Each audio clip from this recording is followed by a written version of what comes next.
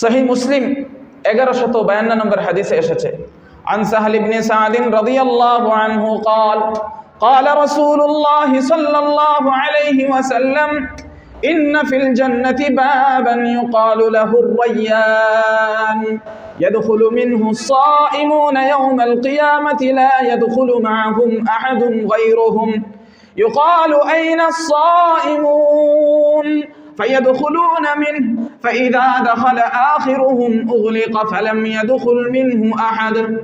সাহল ইবনে সাদ রাদিয়াল্লাহু আনহু থেকে বর্ণিত, রাসূলুল্লাহ সাল্লাল্লাহু আলাইহি ওয়াসাল্লাম বলেন, নিঃসন্দেহে জান্নাতের মাঝে একটা দরজা রয়েছে, যেই দরজার নাম হচ্ছে বাবুর রায়্যান। দরজার নাম কি? বাবুর রায়্যান, রায়্যান নামক দরজা। ইয়াদখুলু মিনহু আস-সাইমুনা ইয়াওমাল কিয়ামাহ, সেই রায়্যান নামক দরজা দিয়ে রোজাদারেরা, সাওম পালনকারীরা, সিয়াম সাধনাকারীরা জান্নাতে প্রবেশ করবে। লা ইয়াদখুলু মাআহুম আহাদুন গায়রুহুম, রোজাদার ব্যতীত অন্য কেউ তাদের সাথে রায়্যান নামক দরজা দিয়ে প্রবেশ করতে পারবে না। ইউকালু আইনা আস-সাইমুন, ডাকা হবে রোজাদারেরা কোথায়, সিয়াম পালনকারীরা কোথায়, সিয়াম সাধনাকারীরা কোথায়। ফায়াদখুলুনা মিনহু, আহ্বান করার পরে রোজাদারেরা আসবে এবং রায়্যান নামক দরজা দিয়ে জান্নাতে প্রবেশ করবে। এটা বিশেষ সম্মাননা। فإذا دخل آخرهم أغلق فلم يدخل منه أحد, রোজাদার যারা, তাদের সর্বশেষ ব্যক্তি যখন রায়্যান নামক দরজা দিয়ে প্রবেশ করবে, সাথে সাথে দরজাটা বন্ধ করে দেওয়া হবে, ফলে আর কেউ প্রবেশ করতে পারবে না। রোজা রাখবেন তো? ফরজ। আল্লাহ তাআলা সবাইকে তৌফিক দান করুন। এই বিধান পালন করা ফরজ, এটা আমরা নিজেরা গাফলতি করব না এবং অন্য কাউকে গাফলতি করার সুযোগটাও দিব না। অত্যন্ত দুঃখজনক যে আমাদের মুসলিম সমাজগুলো ইসলাম থেকে এত দূরে গিয়েছে যে রোজা ছেড়ে দেওয়া যে অন্যায়, অনেকের মাঝে সেই অনুভূতিটুকুও থাকে না। সবার সামনে বিড়ি টানে, সবার সামনে সকালবেলা ফজর পরে এখন যেভাবে নাস্তা খায় ঠিক সেভাবে নাস্তা খায়। কথা কি ঠিক আছে? এই জিনিসগুলো যেন না হয়। দোকানদারদেরও লক্ষ্য রাখতে হবে, আমাদেরও লক্ষ্য রাখতে হবে। অনেকের ব্যবসা এমন থাকে যে আমার খানা আমি খাবো, হ্যাঁ আমার খানা আপনার কি, এই ধরনের মন মানসিকতা, এগুলো হলো গাঠঠামি, এগুলো করিয়েন না। বুঝে আসছে কথা? চরম অন্যায় কাজ। ফরজ রোজা আপনি ভাঙছেন তো ভাঙছেন, আবার সবার সামনে খাচ্ছেন, এগুলো মহা অন্যায়। এই সমস্ত অন্যায় যেন না হয়, সবাই সতর্ক থাকবে। এবং মুসাফির যে সে কোনো কিছু কিনে নিবে, তার এভাবে ওপেন খাওয়ার জন্য অনুমতি নেই। কিনে নিবে, তার সিক্রেট জায়গায় বসে খাবে, গাড়িতে বসে সে তার সফর করছে, নামছে, টুকিটাকি খাবার নিয়ে নিল, বস গাড়িতে বসে খেয়ে গেল। অনেকের অবস্থা এমন হয়, রমজান ছাড়া দেখা যাবে সে কোথাও কিছু খায় না, আর রমজানে মুসাফিরের দোহাই দিয়া আচ্ছা তালে খায়। আবার অনেক হোটেলে দোকানে পর্দা দিয়ে খাবারের ব্যবস্থা করে। এই সমস্ত অন্যায়গুলো যেন না হয়, সবাই সতর্ক থাকবো, সচেতন থাকবো। আবার হোটেলওয়ালাদের মাঝে অনেক সময় প্রতিযোগিতা চলে। একজনের মনে মনে আছে সে খুলবে না, কিন্তু আরেকজন বসে খুলছে, টাকা পয়সা ইনকাম হচ্ছে, তখন তার মনে আসে আমি যদি না খুলি তাহলে তো আমার লস। এই জন্য সবাই যদি ঐক্যবদ্ধভাবে সিদ্ধান্ত নেয় যে না, আমরা এই যে ঢালাওভাবে পর্দা দিয়া হোক আর পর্দা ছাড়া হোক, রমজানের দিনের বেলা কোনো খাবারের ব্যবস্থা নাই, যা নেওয়ার কিনে নিয়ে যাও। যে মুসাফির, যে অসুস্থ, সে তারটা কিনে নিবে, তার সুযোগ আছে। মুসাফির ব্যক্তি, অসুস্থ ব্যক্তি, তার সুযোগ আছে খাওয়ার, সে তার গোপন কক্ষে কি করবে, খানা খাবে। কিন্তু সবার সামনে বসে বসে, হোটেলে বসে বসে খাবে, এটা না, এটা অন্যায় কাজ। মুসাফিরের জন্য সুযোগ আছে, সুযোগ থাকা সত্ত্বেও তার জন্য উচিত হলো লুকিয়ে খাওয়া, যাতে করে অন্যরা প্রভাবিত না হয়। কারণ তুমি মুসাফির না মুকিম, তুমি অসুস্থ না সুস্থ, এটা কি সবাই জানে? সবাই দেখবে তুমি খাচ্ছ। আর আমাদের চোখের সামনে এভাবে খাওয়া আর আমাদের কিছু না বলা, এটাও আমাদের মানে আত্মমর্যাদাবোধ যে আমাদের কমে গেছে এটার একটা পরিচয়। আত্মমর্যাদাবান মুসলমানের সামনে এভাবে দ্বীনের একটা বিধানকে অপমান করার মতো। একটা মুসলিম সমাজে আমার চোখের সামনে বসে বসে কি করবে, খাবে, আর আমি কিছুই বলছি না, আমি চুপচাপ চলে যাচ্ছি। এগুলো হলো নিজেদের আত্মমর্যাদা কমতির পরিচয়, যে নিজের কোনো আত্মমর্যাদা নাই, নিজের দিনই কোনো স্বকীয়তা নাই, এটা পরিচয় বহন করে। এই জন্য সবার মাথায় এটা থাকতে হবে, বলতে হবে। বলতে তো সমস্যা নেই, বললে তো আপনার জেলে দরিয়া নিয়ে যাইব না, সেই ব্যবস্থা তো শেষ। বলবেন যে এটা আপনি অন্যায় করতেছেন। এটা না বলতে বলতে কি হয়েছে জানেন, আমার অতীতের অভিজ্ঞতা আছে। আমি এক জায়গায় গিয়ে উপস্থিত হয়েছি, তার তো উচিত ছিল যে মসজিদের একজন ইমাম এখানে উপস্থিত হয়ে গেছে, অন্তত আমি খাওয়ার জন্য আসছি সব সরে ফেলি। তার ভাবটা এমন মনে হয় যেন সে আমার সাথে এখন যুদ্ধ বাধাই। কথা বুঝতেছেন? মানে সে এখন একটা খারাপ কাজ করব, আমি এখানে কেন তার 20 লাগতেছে। কোন পর্যায়ে চলে গেছে?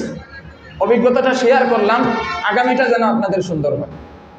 এইভাবে যেন না চলে। অন্যায়কে তোমার অন্যায় স্বীকার করতে হবে। অন্যায়কে কি স্বীকার করতে হবে? অন্যায় স্বীকার করতে হবে। অন্যায়কে ন্যায় বলা যাবে না। আপনি চুরি করেছেন, চুরিকে চুরি বলুন, ডাকাতিকে ডাকাতি বলুন, ছিনতাইকে ছিনতাই বলুন। নামাজ পড়েন না, নামাজ না পড়া যেটা যে পাপ এটা স্বীকার করুন। রোজা ভাঙ্গা যে পাপ এটা আপনি স্বীকার করুন। তারপরে কথা, আপনি রোজা ভাঙবেনও, আবার ভাব নিবেন, আবার কেউ যদি কিছু বলে আপনি উশৃঙ্খল আচরণ করবেন, তর্ক বাদাইবেন, এই সমস্ত সুযোগ দিবেন না। এরা সুযোগ পায় কখন? যখন একজন ব্যক্তি কথা বলে। ওদের সেই সুযোগ বন্ধ হয় কখন? যখন সমাজ পুরোপুরি এক চিন্তায় থাকে যে জি না, আপনার এই সমস্ত বান্ডামি চলতো না, এগুলো অন্যায় কাজ। আপনি রোজা ভাঙছেন তো ভাঙছেন, আবার আমাদের সবার সামনে আপনি খান, আপনার কি লজ্জা শরম নাই? এভাবে যখন সবাই কথা বলবে তখন চুপ হয়ে যাবে। আর যদি বলেন যে হুজুরে শুধু ওয়াজ করুক, তাইলে কিন্তু আমি অনেক আগেই বলছি, শুধু ওয়াজ দিয়ে কাজ হয় না। নবী মুহাম্মদুর রাসূলুল্লাহ সাল্লাল্লাহু আলাইহি ওয়াসাল্লাম ওয়াজও করেছেন, কাজও করেছেন। ওয়াজও করেছেন, বুঝছেন? ওয়াজ চলবে ওয়াজের জায়গায়, কাজ চলবে কাজের জায়গায়। তখন দেখবেন মানুষের মাঝে হেদায়েত আসবে। কারণ সব শয়তান যদি ওয়াজে ভালো হয়ে যাইত, তাহলে তো কিয়ামত পর্যন্ত শয়তানে আল্লাহ থেকে সুযোগ নিত না। শয়তানে আল্লাহ থেকে সুযোগ নিয়ে নিছে না? কি বলছে? আল্লাহ আমাকে তো বিতাড়িত করে দিয়েছ, আনযুরনি ইলা ইয়াউমি ইউবাসুন। তাহলে একটা জিনিস আমারে দাও, কি দিমু? কিয়ামত পর্যন্ত চান্স দাও। আল্লাহ বলেন ইন্নাকা মিনাল মুনজারিন, তোকে সুযোগ দেওয়া হলো। তাইলে তাকে যেহেতু সুযোগ দেওয়া হয়েছে, অতএব শেষ সর্বোচ্চ চেষ্টা করবে আমাকে আপনাকে বিভ্রান্ত করা নানান কথার মাধ্যমে। কিন্তু যখন পুরো মুসলিম কমিউনিটি ঐক্যবদ্ধ থাকবে, পাপকে পাপ স্বীকার করবে, তখন অন্যায়কারী ব্যক্তিরা অন্তত আল্লাহর ভয়ে যদি নাও হয়, অন্তত মানুষের ভয়ে হলেও অন্যায় অপকর্ম করে সবার সামনে বাহাদুরের মতো ঘুরে বেড়াবে না। কথাটা বুঝছেন? কিছু পাপ আছে যেটা নিজের মাঝে সীমাবদ্ধ, আর কিছু পাপ আছে যেগুলো ভাইরাস। যেমন আমার মন শুনলো আমি গান শুনলাম, হেডফোন কানে লাগাই আমি গান শুনলাম, খাতার নিচে শুইয়া শুইয়া গান শুনলাম। এটা শুধু আমার পাপ হচ্ছে, আমি নষ্ট হচ্ছে, আমি ধ্বংস হচ্ছে। এর দ্বারা অন্য 10 জন কি হচ্ছে না? ধ্বংস। কিন্তু আমি যদি একটা প্যান্ডেল দিয়ে আমি গানের আয়োজন করি, কথা বুঝে আসছে? তখন এই পাপে ইচ্ছায় অনিচ্ছায় অনেক মানুষ আক্রান্ত হয়েছে। ঠিক তদ্রূপভাবে আমি রোজা রাখতেছি না, আমি লুকিয়ে ছাপাইয়া খাই, এটা আমার মাঝে সীমাবদ্ধ। কিন্তু যখন আমি প্রকাশ্যে এগুলো করতে থাকবো, তখন দেখা যাবে এটার মাঝে শিথিলতা আসতে থাকবে, আস্তে আস্তে মানুষের মাঝে দুর্বলতা আসতে থাকবে, আস্তে আস্তে আরো দুর্বলতা আসতে আসতে এক সময় কি অনেকজন এই ধরনের কাজ শুরু করে দিবে, রোজা ভাঙ্গা শুরু করে দিবে, যখন তখন যেখানে সেখানে খানা শুরু করে দিবে। কথা বুঝাইতে পারছি? পাপ দুই ধরনের, একটা লাজিম আর একটা মুতাআদ্দি। একটা লাজিম আর একটা মুতাআদ্দি। লাজিম হচ্ছে যেটা আমার পাপ আমার মাঝে থাকে, আমার গুনাহ হয়, আমার জন্য জাহান্নাম, অন্য কারো কোনো ক্ষতি না। আর মুতাআদ্দি যেটা আমারও তো নষ্ট করেই করে, আরো 10 জনকে নিয়ে জাহান্নামের দিকে দৌড়ায়। আপনি যখন 10 জনকে দেখাইয়া পাপ করেন আর এই পাপের মাঝে থাকেন, এটা এভাবে থাকেন, এটা সবাই বেষ্টন করে ফেলে, একটা সময় না একটা সময় আক্রান্ত হয়, ভাইরাসের মতো চতুর্দিকে ঘুরে। কোনো পাপ এই ধরনের ভাবে এইভাবে যদি মুসলিম সমাজে ছড়ায়, এই মুসলিম সমাজ আর ভালো থাকে না। এই জন্য বলছি, ওপেনলি যদি কেউ রোজা ভাঙ্গার পরিস্থিতি তৈরি করে, সবাই ঐক্যবদ্ধভাবে এটারে কি করবেন?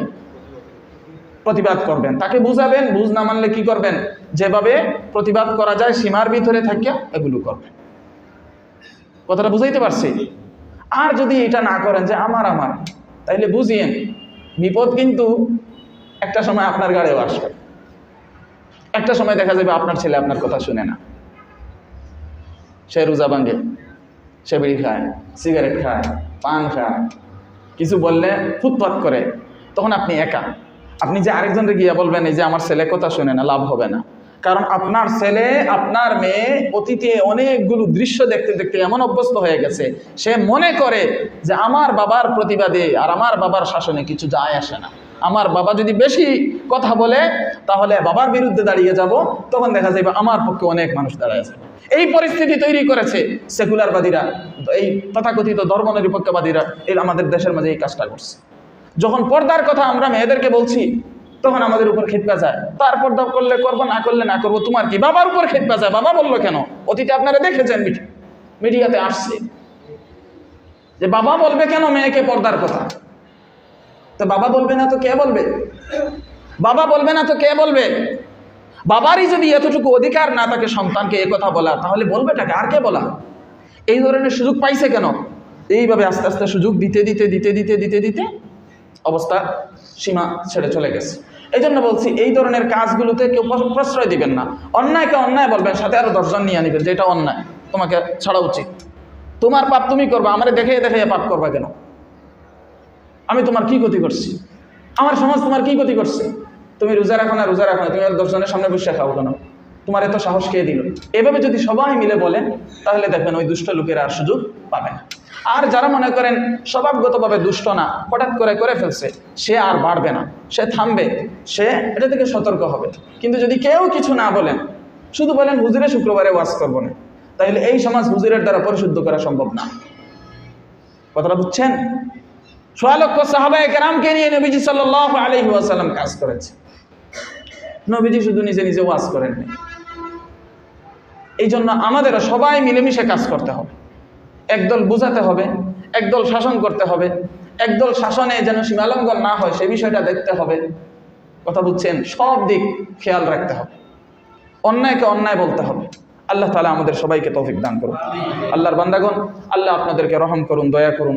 আল্লাহ আপনাদেরকে, আমাদের সবাইকে তৌফিক দান করুন, যাতে করে আমরা রমজান মাস পাই এবং রমজান মাসে রোজা রাখতে পারি।